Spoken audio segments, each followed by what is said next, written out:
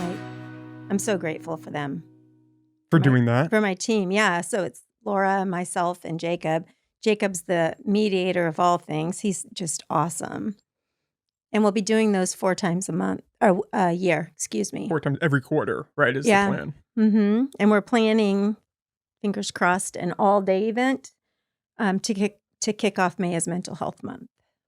Or Mental Health Month. Mental health seems to be one of those avenues that you're really passionate about. I am very passionate about it, yeah. Do you have a direct relation there through family members, or it's just a topic? No, it's just from being out, say, in Palco Marsh and being out on the streets a lot.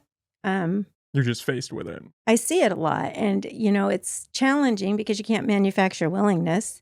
But certainly there's a strong need for more opportunities for people, but also like more acceptance. Like just because someone has a mental illness doesn't mean that they are their mental illness. That makes sense. There's a lot more to each individual person. It's complicated.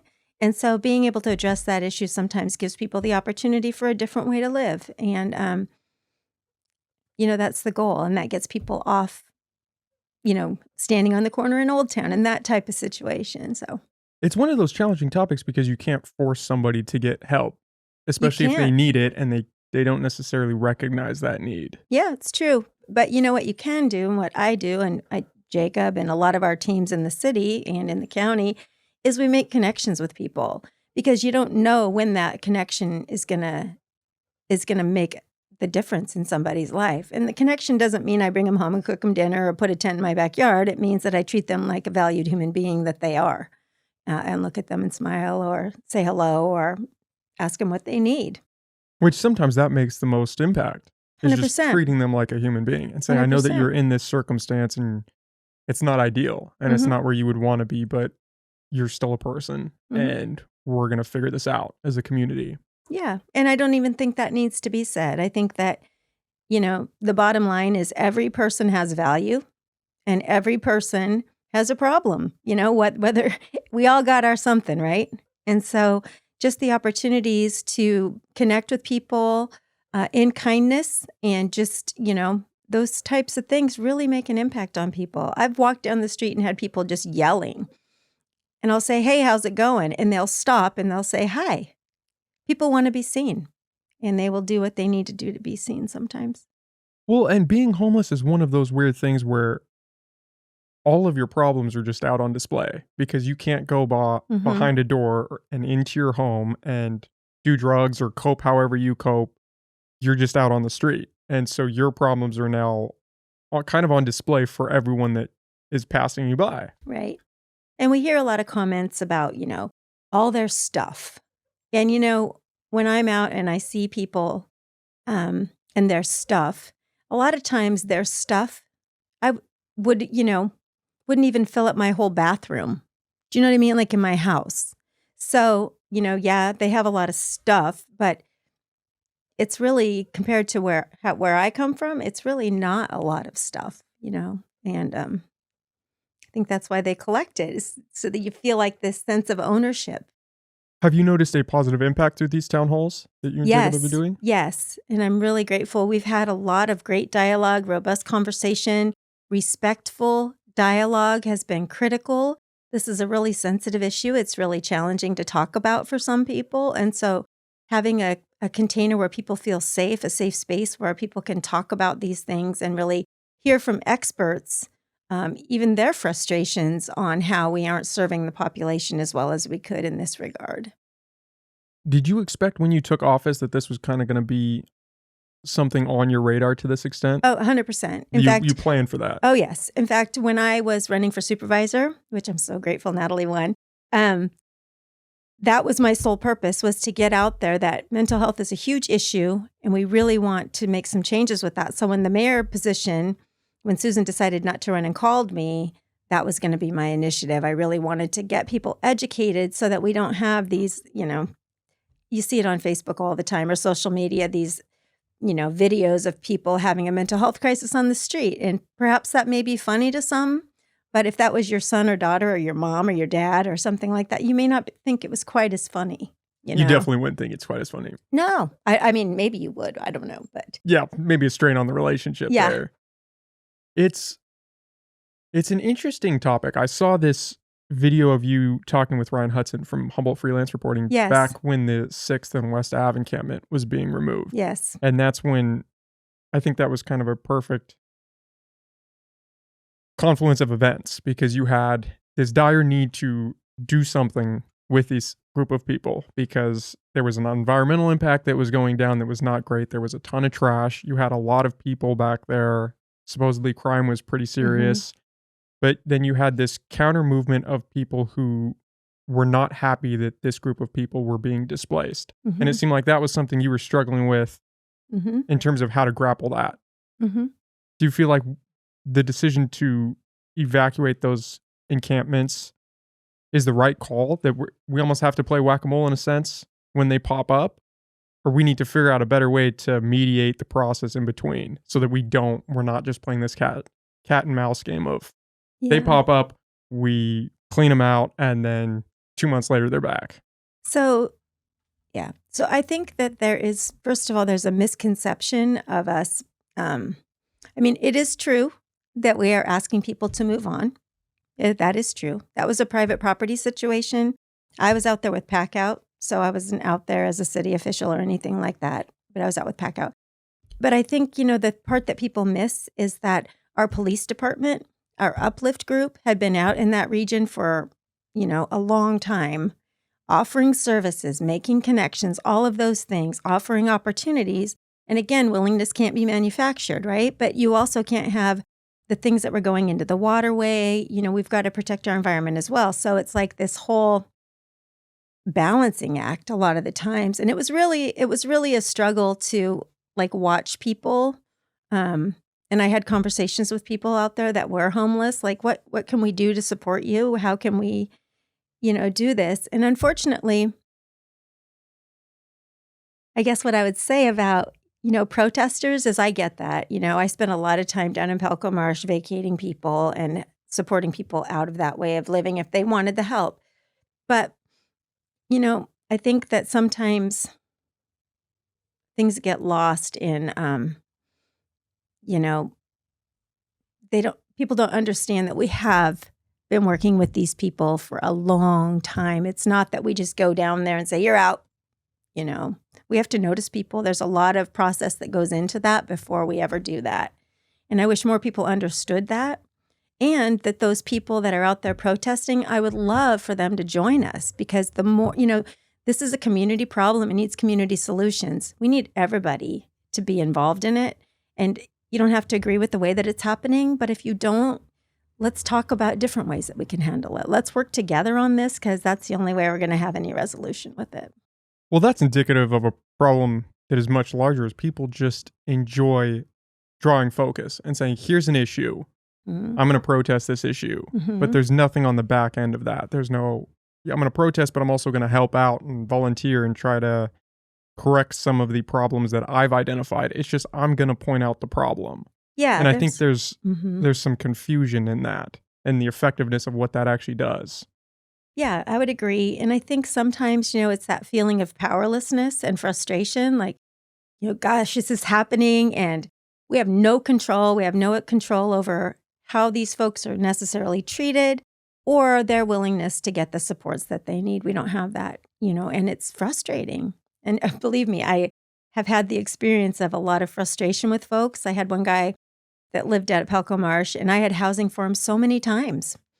And he was like, I'll move in next Tuesday. Next Tuesday never came. He ended up dying of cancer in the hospital. But, it's the thing to remember, too, is I think that it can be terrifying if you've lived that way for a year, 5 years, 10 years, your whole life. It's a challenge to give up something that's familiar to strive for something else. It's kind of like addiction in a way. Like if you're addicted to alcohol, for instance, it's like, it's a scary thought to think, well, what will I be if I give this up? What's left, right? Who am I going to be? Well, and will I be successful or am I going to fail? The devil in that situation. Yeah. Yeah. Do you think that is one of the challenges, is bridging the information divide with the public? Sure. In that, especially in that situation where you guys were providing, or resources were being provided to this group of people prior to them being evacuated from that location. And then the protesters maybe not seeing that work on the back end, so they're just upset thinking this is taking place without any warning, without any resources being provided. Right. I agree with you there. And that is why I'm so grateful for this opportunity to do the town halls quarterly, because it gives people the opportunity to come and talk and ask questions from experts that actually are in the work every day. And we do have people that come and share their stories there as well, which is really interesting because I think, the more we hear these stories, the more we humanize people, right? And so we get a better idea that this is not a moral issue. And oftentimes I hear this one that homelessness is a choice that folks have made. And what I would say to that is I don't know anybody that woke up, or was in the 3rd grade saying, you know what, when I grow up, I'm going to be a heroin addict. I'm going to lose my family. I'm never going to have a home. I'm never going to have a job. I'm just going to be this person like existing out in the green belts. Right? I don't know that anybody dreams for that. I think sometimes, life circumstances take us there. Addiction can take us there. Domestic violence can take us there. A lot of people are one paycheck away right now from being there. So I think that's always a consideration. Well, nobody thinks that it can happen to them. Right. That's another disconnect that's hard to bridge, because how do you relate to somebody if you think their circumstances are solely by their own choices and you could never fall into that place. You can't relate to them because you can never see yourself in that situation. Oh, I'd never be homeless. I'd never get addicted. I'd never fall down these cracks. Right. So they need to just fix themselves and solve their own problems. Yeah. We hear that a lot. And I think that's the importance of community and connection and folks being willing to say hello. I mean, it's not difficult to walk by somebody and say hello and smile. That costs you nothing. I'm not asking people to, have them over for dinner. I'm just saying, can we just be nice? Or like you said, house them in your backyard. Yeah. Like it doesn't have to be this drastic. No, that's always the thing, right? That's always the thing. Well, if you're so concerned, why don't you house them in your backyard? Why don't you, whatever the case might be? And it's like, because I have my own life, just like you do. But these people are my friends. They're my community. They're people, human beings in our community, and they deserve to be treated as such, What do you make of the current push to build housing on some of those parking lots in the city? We need it. And so I really appreciate that in our city that we're very, very forward thinking and that we look to find solutions, whatever that may look like. Do you buy any of the arguments from the opposition that, it's going to cause traffic problems, it's going to ruin downtown, people aren't going to want to go down there, it's just going to incentivize more homelessness? Or do you think some of that is kind of fluff, that people are just making a bigger issue out of something that potentially might be a solution? I feel like people are frustrated, and I understand that. I mean, I worked in Old Town for a while, and I understand, the parking situation down there. But I also believe that the more people we have in those areas, the more people we have living and existing in those regions, the more safe it's going to be. And I think a common misnomer is that these places are for homeless people, and these places are for people that are addicts and alcoholics and, have no substance in our community, which, don't get me started on that. But the truth is that they're low income. I mean, I could qualify for some of these places, and many of my friends that work at the schools could qualify for this. People that are waitresses, people that are just regular people could qualify for this. And I think is it $65,000 for 4 people would be the income? It's like, or maybe it's 80 for 4 and 65 for 2. But point being is that these are our neighbors. These are people that are making your coffee. These are people that are working at the co-op. These are people that are a part of our community already. Yeah, that low income phrase is instantly attached to all of these other Oh, absolutely. Homeless, it's just going to be drug addicts. Homeless people, and it's going to be a terror. And what I would say is more people off the streets, the better off we're going to be. A healthy community lifts each other up. We don't continue to, keep people down. And so providing opportunities for people to have a place to be, I think, is important. Do you think that the criticism against it is valid in any way? I think that, again, people are afraid of what we don't understand. I think there may be concerns about the parking that are valid, but I think that when we look at it and we look at people, humans, versus walking an extra 4 blocks or 5 blocks, it all depends on what you perceive as more important. The trade-off is worth it, in your opinion. In my opinion. What we would be sacrificing is not comparable to what we would be gaining in that instance. No. I would say not.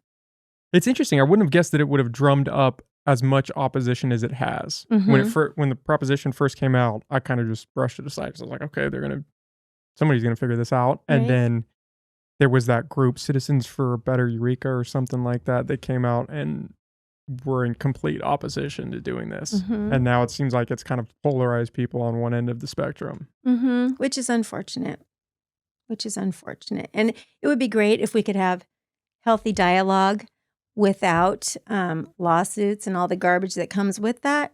But unfortunately, there are folks that aren't willing to do that, or they feel like they can't be heard unless there's some kind of litigation. And that's really unfortunate. And we did have some meetings with some folks, and that was interesting, and partly unfortunate, really, because it seems that we all want similar things. We want to have a healthy city. We want to have a beautiful city. We want to have places for people to be. We all want housing. We all want food. We all want connection. We all want love. We all want all these things. And that's just human. That's humanity, right? So if we could just get to that level and build from there, I think we'd get along a lot better. Yeah, we're not as different as people would like to think. No, we're not. When you really strip away all the bravado and all of the BS that we stack on top to present to society, we all just want a better life. We all want better for our kids. We all want this community to flourish. There's just a difference in approaches to achieving that goal. And people get lost in that, and then we can't talk.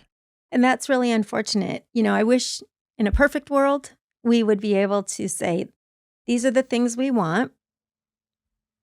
Healthy living for everybody, let go of food insecurity, have housing for folks. People can feel connected. People can feel love. All these things that are just in Maslow's hierarchy of needs, right? This is something that we all need. And we can start with that and say, okay, well, we all agree here.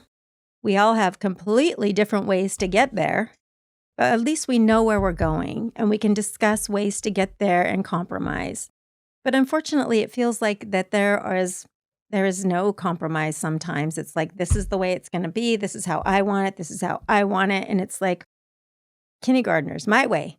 It's like, can we talk without name calling? How would that be? So. Was that surprising for you when you took office as mayor? I mean, is the position what you thought it would be? Because you've been in the role now for 7 months.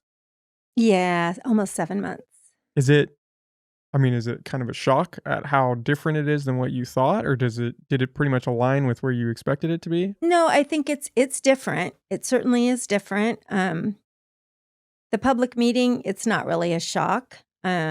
It's something that I've been working on for a long time. Public discourse, I think it's important that every voice is heard. And I think that with that, we can hear better when there is some sense of decorum. When someone's calling you names over and over and over and over and over, did I say over and over and over and over and over again? And spreading fraudulent information, that can make things really difficult. But everybody gets their 3 minutes. Everybody is welcome.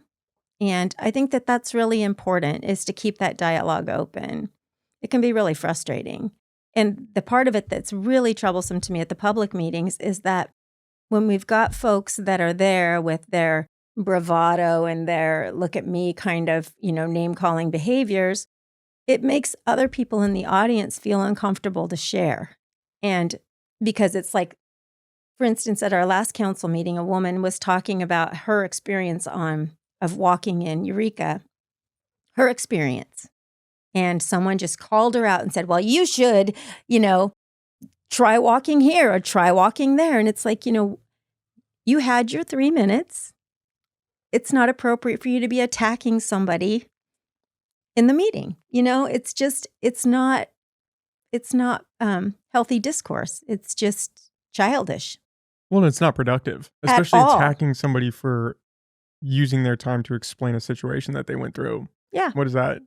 Just wait till they're finished and then provide your own comment. Yeah. Well, this was somebody who commented, and then somebody was in the audience commenting on that during, like, from the audience when they were sharing. And it's just so inappropriate. Like, we respect your 3 minutes to yell, call us names, do whatever you need to do, whatever. We're used to that by now. But allow the people that want to share something different from your opinion to have that moment as well. From an outside perspective, as someone who has never attended a council meeting. Oh, you should come. I want to. You should. You'll love it. It seems like it is more chaotic than I would have expected. Tell me more about that. It just seems like the level of discourse isn't productive in some ways, especially when the public comment comes into frame. It seems like, I don't know if there's a disconnect between the council and the people, or the general direction of the council wants to move the city. I'm not sure, but it seems like there is tension there, and people are kind of not handling that well. There are a few that don't handle it very well at all. I would agree with you. They're welcome, and they can share their 3 minutes of whatever they need to share. And there are others who can disagree respectfully, or agree respectfully, or agree disrespectfully. For me, it's a public meeting. It's public discourse. If you want to have your name calling session, knock yourself out, but do it somewhere where you can enjoy yourself and not impact and affect people who are there for city business. That's what we're there for. We're there for city business. We're there to listen to the public, but we're not there to be, just some of the things that I hear blow my mind. It's really disheartening, can be. I would imagine it's even more so when some of that discourse is coming from the council itself, though, no?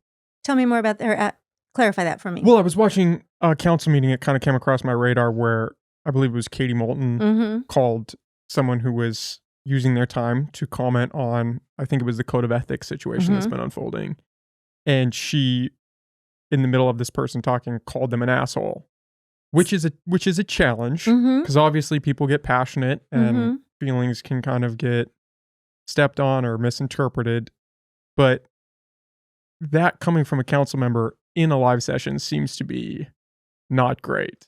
Not great. No, it's wrong. It's wrong. And, it's really unfortunate because it impacts the way that we do business. It models a behavior that I don't want to see in the meeting. None of us want to see in the meeting. So, yeah. And the thing is that Katie did apologize 2 different times in the meeting. She wrote that person a personal apology. Yeah, but do you think some of that was kind of just to placate the backlash, or from the realization of, I probably should not have said that in a meeting during a public comment? I don't know. I pretty much try and take people on face value, what they say. I mean, unless they've proven otherwise. And she seems to be, authentic. Can you walk me through the code of ethics situation? Because I don't fully understand how that's been playing out. So what do you want to know about that? So from my understanding, the city council had a code of ethics in place. And you would sign that when you would join the council. And then sometime around 2018, a council member decided they didn't want to sign it. Sometime after that, the mayor rescinded his signature on it. And then so from 2018 to fairly recently, it's just not been utilized, this code of ethics. And I believe that there has been some questions around council members and the code of ethics, and then now suddenly it's been brought back up and rescinded, and you guys have replaced that with a handbook. Is that a pretty accurate understanding? Or is there more? I would imagine there's more There's nuance always you more could to the apply. story, Yeah. right? So each council member goes through code of ethics through as part of our training. So we have several things in place that we have to go through, sometimes yearly, sometimes per term, on our behavior in that type of situation. And there's state law about how we're to behave. My understanding, I was on council when that policy came forward.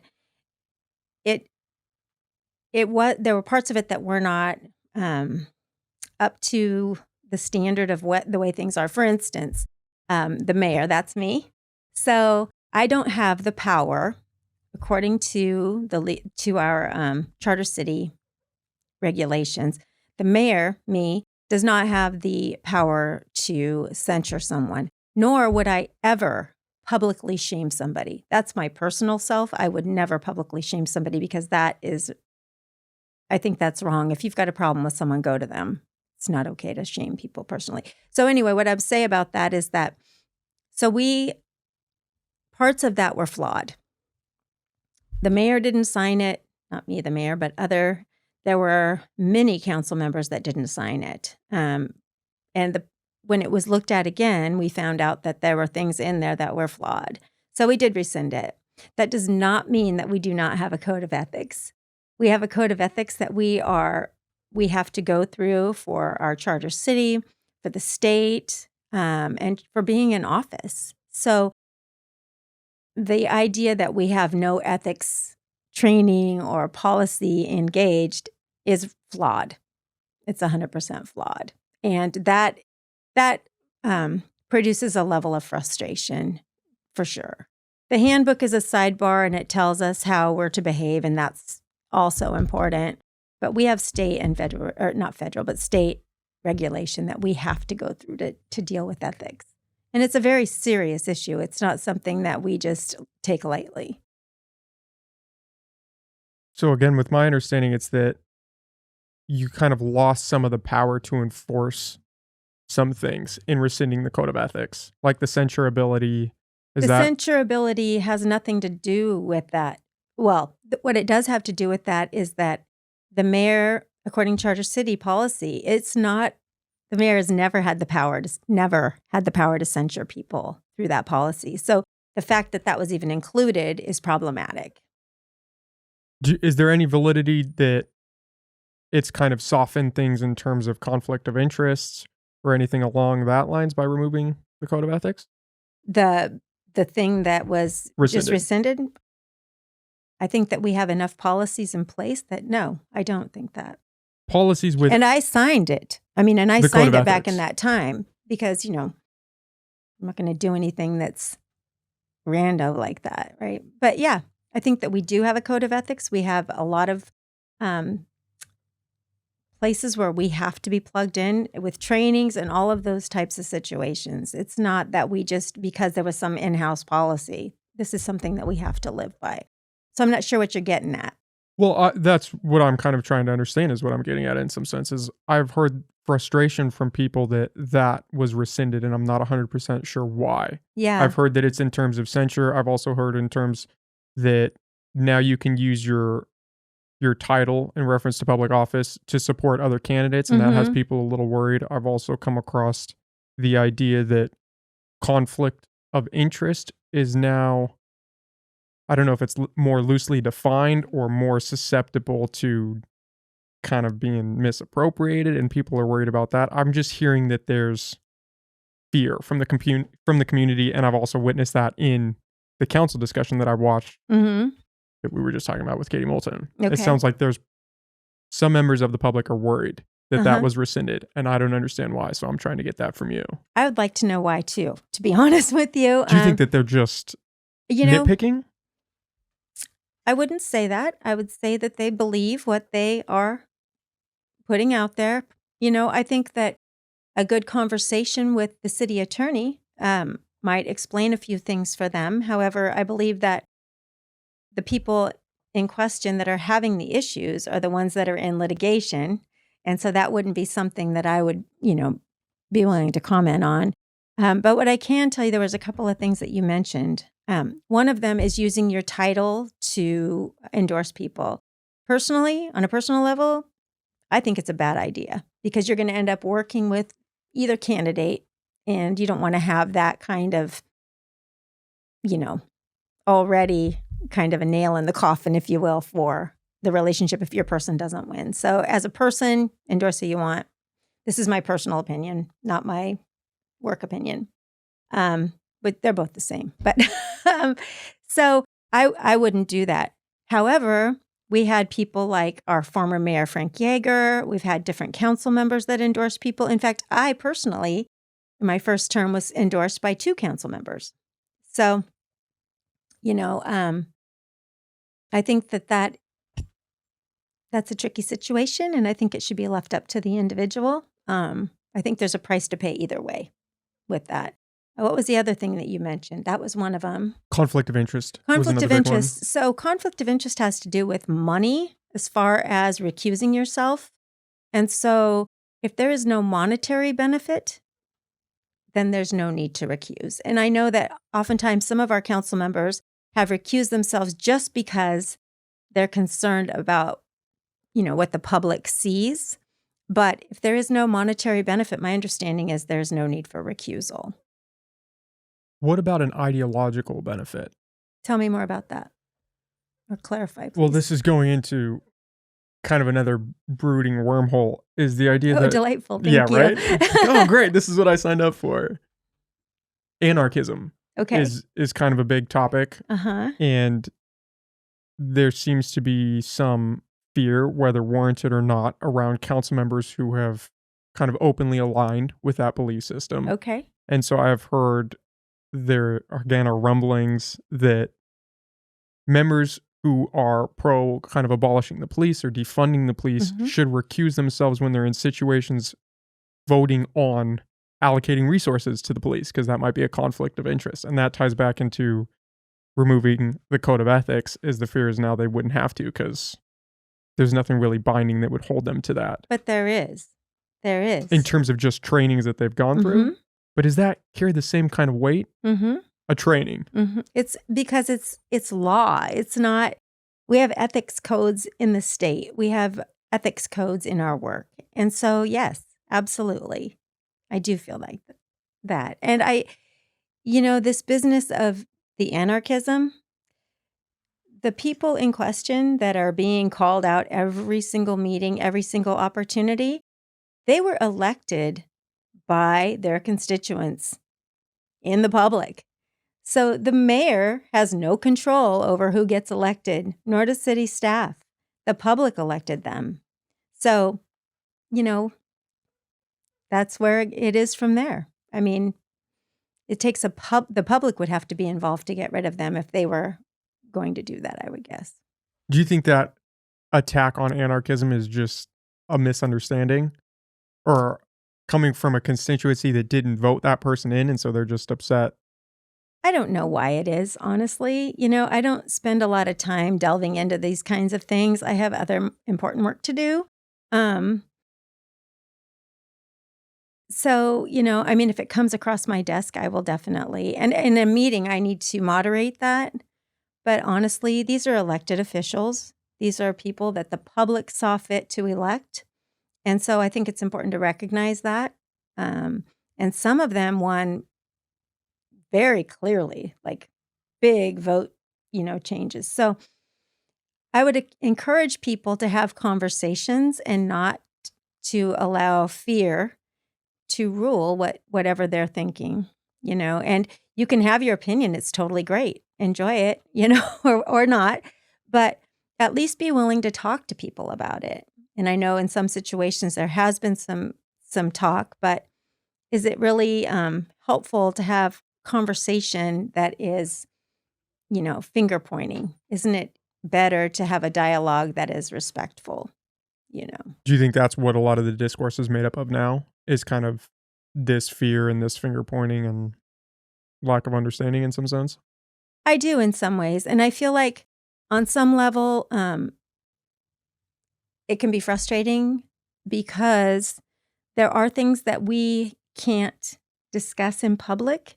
And so the public is going to get angry and they're going to get frustrated, and as well they should, because they don't have all the information. And, I'm talking now about employment issues or closed session issues that we can't really disclose why the decision was made or that type of thing. So it's understandable that people are frustrated and get upset when they don't have all the information. And on some of those situations, we just can't give it. And so just know, like for me, it's really frustrating to have more information and not necessarily be able to share it all the time. How do you juggle that aspect of transparency? Well, closed session is closed session, right? And nothing that's in closed session can leave closed session. So we give people as much information as we can. And again, it's frustrating, and I get that it's frustrating for the public, but, that's the way it is. Well, and part of it must be challenging because so take you, for example, you've been elected to do this job, Mm-hmm. and you have to kind of do that how you see fit. I mean, you Mhm. can't have all of your constituents almost write out a path for you to take. Like, they put you in this position because they trusted you in some sense, and now you have to go on and use your judgment as you see fit. Mm-hmm. And I think that politics in general right now is kind of squirrely for people, and the lack of trust in political officials and all of that plays in. But people want to believe that they've elected the right person. And I think transparency comes into that, and that gives them a sense of peace. And when they feel like the direction is kind of skirting off where they want it to go, they get very vocal, and then the discourse falls apart. And I feel like that's kind of what I was hinting at before, is it seems like for whatever reason, the council discourse kind of gets a little squirrely too. And I think that it definitely happens with the Board of Supervisors too. Some of their meetings get a little chaotic, and it's just not productive conversation, I think. Mm-hmm. I would agree. Sometimes that's very true. It's a weird time. It is. And it's really unfortunate. I grew up here. I love Eureka. I wouldn't be here if I didn't. I love our community, the generosity of our community, the beauty of our community. We're rich in so many areas in this city. And so when we have these kind of disrespectful dialogues, it's not productive. And what I would say, like, if somebody came to me with something, I always try and the council, same thing. We try and get the best answers that we can from staff or from situations so that we can give the best information. If it's a closed session item, we cannot discuss it. It's just, we cannot. So. Well, and you were on the council, so you've been in politics, in the sphere of local politics for a while now. Do you feel like your work on the council kind of prepared you to take this role, or do you feel like there's still challenges that you were unaware of? I think that there are always challenges that you're unaware of in anything that you do, and it's how you work through them. And so, it's a great opportunity for growth sometimes, some of the things that we have to grow through that are very uncomfortable and difficult. But that's what makes us stronger as a city, and that's what makes us stronger as people and a community together. And so, yeah, I meet them head on. I mean, they're not comfortable or pleasant sometimes, as you probably can see, but certainly we have to address these things. Is it difficult engaging in a dialogue with the public where you are the mayor, right? So you being out in public, you going to the grocery store, you're still the mayor, even at the grocery store. Does that get a little squirrely for you personally? You enjoy it? I love our community. I mean, I love it when people stop and talk to me. If I'm with my kids or something, I may say, call me, let's schedule a meeting. But I love seeing our community. And that's one of the gifts of being here, is that, in such a small community, is we get to know each other. We get to know what people want, what people need, what people desire, what's great, what's not so great. And we get to hear it from a variety of different people. I mean, I've been at the market and had people just lose it on me about, street repairs or different things. And it's great because, if people are willing to talk, we can make change. If people are willing to just talk amongst themselves and never let anybody know how they're feeling, we're not going to know, and we can't make those changes. So I think it's important to have healthy dialogue, respectful dialogue. Respect being the key. Respect being the key. I mean, I have students in my class, even when I worked at the Montessori school, who act more grown up and mature in their conversations than some of the people that come to public comment. I mean, it's really sad because we're modeling these kind of behaviors for people as well, right? So civility is a very important thing to me, as is decorum. And it's really unfortunate when we have problems on both sides of the dais, both sides. Well, yeah, that almost undermines the argument, right? I would imagine that you guys, unfortunately or fortunately, are held to the higher standard. So when you have a council member calling somebody an asshole in session, it almost is twice as impactful as if someone was using their public comment to call you guys an asshole. And I would say that she apologized 2 different times at that meeting, as well as wrote a note to that person. And I believe that they've resolved that together, as far as my understanding is. But, I don't know. You said earlier that you almost don't think somebody should be punished or put on display for making a poor choice. Not your words, my words. Was that in reference to censure? That was in reference to a lot of different things. I think that public shaming is garbage. That's not how we support people. Restorative justice, that's the way that we support people. Giving people opportunities to do better, that's how we support people. Publicly shaming somebody, not interested. Not interested. Whether it's censure I have no control over. That's a council decision. Do you think that censure falls into that category of public shaming? Not necessarily. I mean, it depends on the situation. I would say no. Not always. When you are referencing public shaming, do you have something in mind? Because I'm trying to figure out not necessarily something concrete of what that would look like. You were talking about our rescinded Code of ethics. Code of ethics. And in that, there was this, in that part where it was about censuring, there was a part about the mayor, shaming somebody in public. In fact, I'd gotten an email about that. And I am not ever going to do that to somebody. I'm never going to, if I want to have a conversation with somebody about their behavior, I'm going to have it like I'm sitting and talking to you. I'm not going to do that in the public because I don't think that's a solution. The ability for the mayor to publicly shame was included in that? Oh, that's interesting. Yeah, and I'm not going to, ever. Do you think that was just an outdated document that was unnecessary? Is that how you would summarize that whole situation? I think it was definitely had some flaws. I got to do more digging into that because I couldn't understand it personally. It just had come across my radar, so I kind of wanted to go to the source and pick your brain about it to see if you had any thoughts. Well, my thoughts are that it was a flawed plan, and I signed it at the time because it's just what I you have did. I have no problem with being ethical, and I'd be worried if you said you did. Yeah, right. So, and I think that the same can be said for all of our council members in the last, however long that was.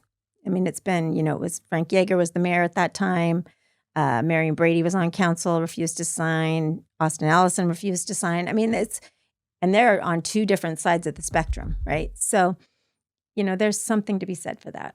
Yeah, it seems like it was a bubbling issue. And then you guys might have just been the first ones to kind of finalize a response to it in some sense. Meaning?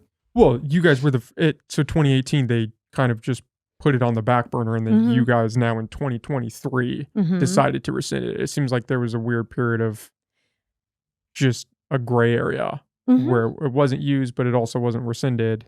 Yeah. And we have policies like that we're working through all the time. That doesn't surprise me. Yeah. Local politics seems like it can be, old policies that just have no business being there anymore, for sure. Is that a challenge of the job, is trying to make progress through new proposals, through working forward, but then you also have to address and correct problems of the past still and look at these old documents and try to fix them? No, I think that updating ordinances is a good thing. And some of them just aren't, they're not relevant anymore. And so having these opportunities to change them and do things different is important, and we can look at that on a lot of different levels. Can I ask you about your stance on policing? You can. What would you like to know? What is your approach, or not necessarily your approach, but what is your view of the state of policing? Because obviously Eureka, some of the highest crime in the country. Mm-hmm. People would argue it's not safe. They're worried about the state of the city. Mm-hmm. And it seems like some of that problem would need to be addressed through policing. Okay. Either increased policing or a change of direction in policing. Mm-hmm. What is your view of that? Okay. How do we get Eureka out of this crime zone? Mm-hmm. Well, I can tell you that from my time on council and even prior to that, I've seen a lot of positive change in our Eureka Police Department. We have a lot of different subsets now. We've got the CSET team, which is working with a lot of the homeless population and mental health. We have our care program with Jacob that goes out and covers some of those calls so that police aren't necessarily dispatched to those, calls if they don't need to be. We have 2 rangers that head out, on the trail regularly to mitigate what things may be happening out there. I go out with the police department when I can. I think it's important to see their work and to understand that they are, they're doing a good job. They really, I watch how they, work with people and converse with people and the way that they treat people. And it's a big difference from what it was even 4 years ago. I love how we're now using less lethal weapons. We're all getting trained on CPI so that, the critical response stuff, so that we have better ways to deal instead of this reactionary kind of old school way of dealing with people. I'm happy with the direction our Eureka Police Department, and I appreciate them more than I could probably even say. For their willingness to make change in such a healthy direction. It's been really good. And, Eureka's a small town. It's the county seat. People bring people to jail. They leave them here from all over the county. We do get a lot of calls, and it's frustrating that we get a lot of calls. And we've had this conversation about how do we get people back to their jurisdictions. We've had this conversation over and over and over again. And there's all of these kind of ideas about what is happening. And yet we still have a lot of people from other areas in the county being in Eureka. Do you think that's kind of the crux of the problem, is just the influx? I think that's part of the problem. I don't think that there's a one-size-fits-all answer to how the problem works. It'd be nice if there was. Wouldn't it? Mm-hmm. But, things are complex. It's not, and I think it's easy for folks to say, well, if you just did this, this would happen. And if people were cookie cutter and we lived in a perfect world, I would agree. But people are not cookie cutter, and people are complex. And so our policies, state policies, have really messed us up. And we voted on some of those things like AB 109, these ideas that crimes have been changed to misdemeanors and people aren't kept in jail anymore. Those kinds of situations create more problems. Do you think we need more stringent laws in place for that? Harsher I worked sentencing? Actually to overturn AB 109. And unfortunately, the first time it didn't get on the ballot, the second time it didn't pass. But yeah, I do. I think it's important that we have more opportunities to get some teeth into some of these things. And I don't mean that in a way where I think discretion is always important. I don't think we need to go in guns blazing. That doesn't work. But certainly some more teeth for our police and even for things in our city would be great. We had a great panhandling ordinance. Beautiful. For a long time, we worked really hard on that, and I went to Sacramento and to Auburn and kind of talked to people, come back. You notice for a long time, you didn't see panhandlers on the street. Well, then there was the Boise decision, and that's a way of freedom of speech. And so we have no control over somebody standing on the corner unless they're harassing, And so we lose a lot of our local control through some of these outside measures, and it's frustrating. And AB 109 specifically did. It turned things into certain crimes into misdemeanors. So, for instance, like if you had sex with somebody that's asleep or drunk, that's a misdemeanor now. And there are a lot of other crimes that are misdemeanors. There are crimes with drugs and alcohol that are misdemeanors. There are a lot of things that at a different time, you probably would have stayed in jail for a while, and it was prison reform and all of that business. Let's keep people local, which creates problems in the jail system, and it becomes a lot more violent. It's just a whole mess of stuff with a good intention, right? We wanted to give people an opportunity to recover and to change, but we didn't have enough of those things in place to make that happen. So like restorative justice I'm a big fan of that. Not on necessarily a rape case, but certainly, graffiti and misdemeanor kind of things. I think it's challenging when those ideas get applied to things like murder and more severe cases of aggression where now instead of going to prison for a few years, maybe you're out in 20 months.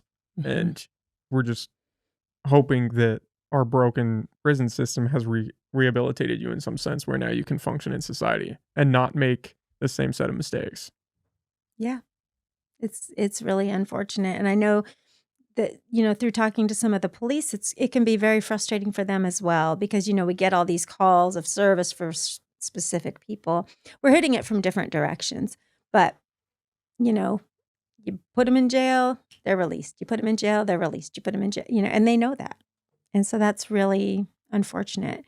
So we're having to find different ways to reach people that don't necessarily include long-term incarceration, which probably isn't bad, but we're certainly in the beginning stages of that. We don't have something in place that's a good solution yet, I don't think.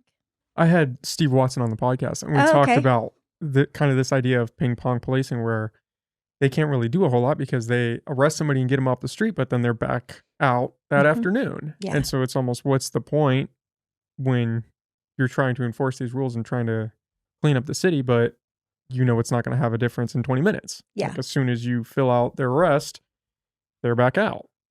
What's the point in even arresting them at that point? Because it doesn't do anything tangible. It's frustrating. And the public is frustrated. They weren't frustrated enough to change 109, AB 109, or I think it's the other one was 27. I could be wrong about that one. There were two. So they weren't frustrated enough to change those things, but they certainly are frustrated enough to get on the phone and call a lot and say, why are you releasing these people? Some things are higher level. We don't have, people think that we have all this power, and we do have some power to change our city, and we do, and we use it regularly to hopefully better our city. But there are certain things we don't have control over, and the jail is one of them. And even mental health, Eureka has really stepped outside the box on that because most cities don't have mental health departments. They don't have a care, more are starting to now, but they don't have a care program, where people go out and crisis intervention, that doesn't necessarily require a policeman. We don't have, a lot of cities don't have those mental health things in place, or things like Uplift Eureka. Things to work with folks and to support them into different ways of living. Yeah, you almost need a multi-pronged approach to solving some of these issues, right? Oh, 100%, yeah. Does that are you getting a lot of calls at the council level for problems that are above your pay grade, so to speak? Sure. And people are just kind of forcing the brunt of their frustration on you, and you're like, hey, it's okay. I can't do these. I didn't enact these problems that you're trying to address. No, I didn't enact them, but I certainly can listen to you and share your frustration, and I'm happy to do so, and happy to look at different things. There's been a couple of things that I've had to go to Senator McGuire about, like, how can we mitigate these things? And, it's been great, but there are other things that we just don't have. You can't just call Senator McGuire and say, oh, let's change this. There's a lot more to it than that. Well, and like AB 109, what happens when people are vocalizing their frustration but then aren't voting in accordance with that frustration? There you go. How do you handle that? How do you? Yeah. You don't. Then you're just venting at a problem that you don't actually want to change. Do you think that's a lack of understanding? And Or I think an over promise of compassion that we've gotten because laws were so stringent, especially say drug laws were so stringent that now the pendulum has swung the opposite direction. We are overly compassionate in terms of all crime. I don't know. I think that certainly there are pendulums that swing with different things. And, one time we're over here, the next time we're over here, and things swing back and forth until finally we get some semblance of balance. And then as soon as we get some semblance of balance, then this over here changes, right? So it's constantly a process of changing and growing together as community. And I think that's really important as community. That means that community engagement is super important. And that's why public comment is so important. And that's why reaching out to your public officials is so important. It's one thing to write a bunch of garbage on Facebook. It's a whole nother thing to schedule a meeting with your council member or your mayor or your city manager or whoever and have conversations, And I think that's where the change happens. That's where the magic happens in personal conversations, not on, social media or some of these other places where you see the toxicity of it all. It's just so much more. It's just easier to write the comment, I think, is why people go that route, because you could just reach out and touch anybody. And so if you're mad at your local official, you can just comment obscene things on their post and then feel good about yourself because you solved your problem. Yeah. I don't know that you feel good about yourself if you're I think the behaving people that way. that do that do. You do? I think there's, yeah, because otherwise, why would you do it? If you were doing that and you felt bad about yourself, common sense would cause you to stop doing that. So you would, I mean, right? I think that could be, but I think that people who feel like they need to do that toxic kind of rhetoric, they can't feel good about themselves. I just, because hurt people, and if you could actually have a respectful conversation, maybe you'd get a lot more done, but, calling people names and blame shifting and all of that garbage that goes with that, I don't think it helps us as a community, and I certainly don't think it helps us as individuals. Would you say that the name calling and the toxic discourse makes up a majority of community engagement? No, That's not a good at all. sign. Not at all. Not at all. I would say, our city has 29,000 people, right? Give or take. And we've got 10 that are vocally toxic, and actually 5 that are vocally toxic. And then, that's not bad odds. There may be more out there, but that's not bad odds out of 29,000. And I think people that are unhappy, like I have people that call me that are very unhappy, and they come to my office and we talk about it. And I listen to them and what they think might change or might not change, what we could do. And then we talk about it and see if there's any way that we can put that forward within reason. Like we're not going to do a barbed wire, camps for, homeless people, right? Has that actually been posted? Yes. Oh. That was actually brought to a council meeting. Razor wire. Yeah. To keep the homeless encampments out of certain areas? Yeah, they had a space in mind to keep people, and half of that space was going to be the people, they would be in razor wire that were not criminals. Oh, like a prison camp. You would put them in it. And then the other side would be razor wire with the criminal element of homelessness. And I get that there's a lot of frustration with that, with the way things are. And I experience that on the regular, because I talk to people every day, and it is frustrating that you can't manufacture the willingness for people to change. You can't manifest hope out of hopelessness, and connection is critical in that, and I get made fun of for that, destigmatize some of these things that are happening. Absolutely, because when people feel value, they act differently. When people feel like they are part of a community, they act differently. When people feel like they live in beauty and have some sort of buy-in to what they're doing, they act differently. Doesn't mean they don't get mad, doesn't mean they don't get frustrated, doesn't mean they don't get upset. It means that we all have a common goal, and we're going to try and get there. And That's what's important. And we have a whole community of people like that, that it's just amazing to me how many people come forward on so many different items with such passion and grace and talk about issues that are very difficult to talk about. Another reason I appreciate the town halls. Well, that's the only way we're going to solve these problems is if we have real compassionate discourse. Respectful. Doesn't even have to be compassionate. Respectful works, you know? I mean, I realize that our community has compassion fatigue. A lot of people do, understandably, you know? But that doesn't mean that we have to exploit people through videos on social media. That doesn't mean we have to call people names so that we feel better about ourselves. You know, that's what I always think of it is like if you have to put other people down to make yourself feel important, there may be a problem there. You might want to take a look at yourself. It's ugly and it's not productive. And so being able to have respectful dialogue, even when we disagree, it's okay to even get mad and frustrated and all those things. But I think there's a way to do that where we're not name calling, blame shifting, when we're taking our responsibility for what we're contributing rather than just a bunch of rhetoric. That idea of compassion fatigue, do you think that some of what is at play in regards to the homeless community is that?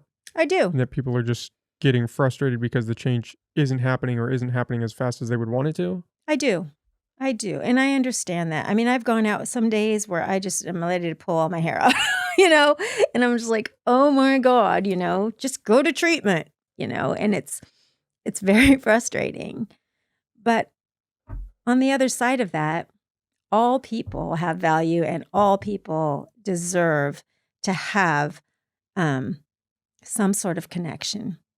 You know, we all need that and we all deserve that. And I think it's important. And respect is earned. I get that. But we've got to start somewhere. And like I said, it doesn't cost a penny to smile at somebody. It doesn't cost a penny to say hello. None of that. You know, and it's not even an investment. You know, I remember I was down in LA for a convention. And I was walking to Whole Foods and there was this guy on the street and he had these black visqueen pants on and he was singing and dancing and he was homeless. And I said hello to him and he turned around and he looked at me. He goes, "You talking to me?" And I said, "Yeah." He goes, "Why?" And I said, "'Cause you're a human being." He's like, "Oh." And then he just like looked at me like I was nuts and kept walking. But that was a real eye-opener for me, how people don't feel like they have value or feel like they're even seen sometimes. And everybody wants to be seen somehow. And I think that's why we get some of the public commenters we get. They just want to feel validated. Do you think that is a losing battle in some sense? In terms, again, of the homeless problem, where people feel like that is just a losing battle? That the only place for frustration to go is up and more people to get that compassion fatigue?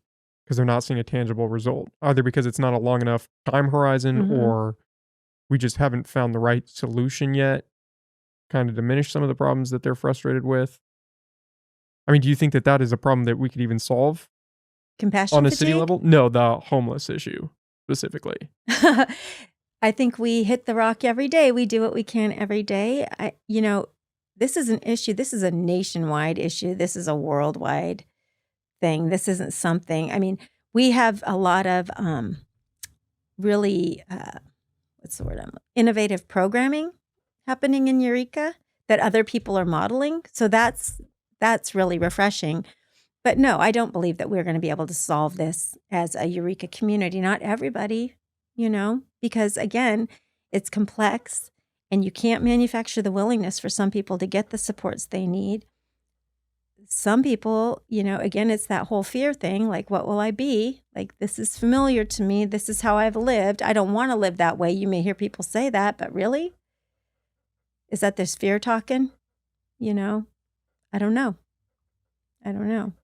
But just because we can't fix it and get everybody housed doesn't mean we need to stop trying. And it doesn't mean we don't need to be kind, simple, you know, hello. Smile. Don't cross the impact street. that saying hello has on somebody. Yeah. I see you.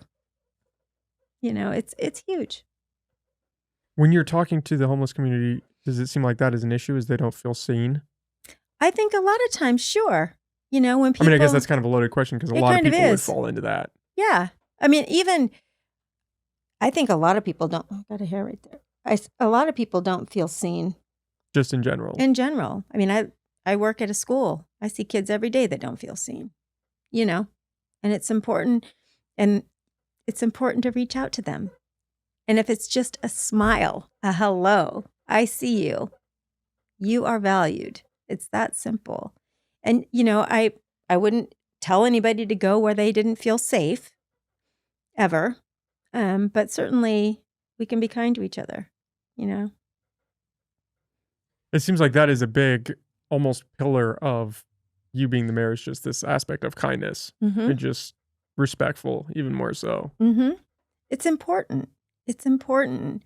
You know, we live, our community, I think I've said this, but I love our community on so many levels. And we could only get better by being more kind. It's funny because I was just, last weekend, I was up in Bandon, Oregon. Beautiful. And, you know, we said, we were walking along the street saying hello to people, and people were just like, this is a small town, just nothing, not a hello, not anything. And I hear people all the time that come to Eureka. People are so friendly in Eureka. And we are, you know, and we have so many great things going for us. And we can only get better if we can just find ways to work together. Doesn't mean we agree on everything, because we won't ever, right? But there are things that people want to do that we can agree on, no matter what our political affiliation or any of those kinds of things. And so I think that's really important. Okay, well, I think we can end it on that. Kim, thank you for coming and talking with me. Thanks so much for having me. You want to add? Just please be kind. I think that's been a good underlying theme of this podcast, is just kindness and respect. Respect, yeah. We get a lot more done. What do they say? You get a lot more done with honey than vinegar? Or you attract more bees with honey than vinegar, or flies, or whatever it is. Something like that. It's very true. And when people feel attacked, honestly, they don't want to talk, you know, and that's in all avenues of our lives. So I would just encourage people to really be kind and respectful and pick up an oar. Pick up an oar. This is our city. This isn't 5 representatives sitting up on the dais. This is city. This is everybody's city. Let's work together to make it better than it is now, which it's awesome right now. But we can always improve. And they can call me and schedule a meeting if they'd like. Okay. Well, thank you, Kim. I appreciate you coming on. You're welcome.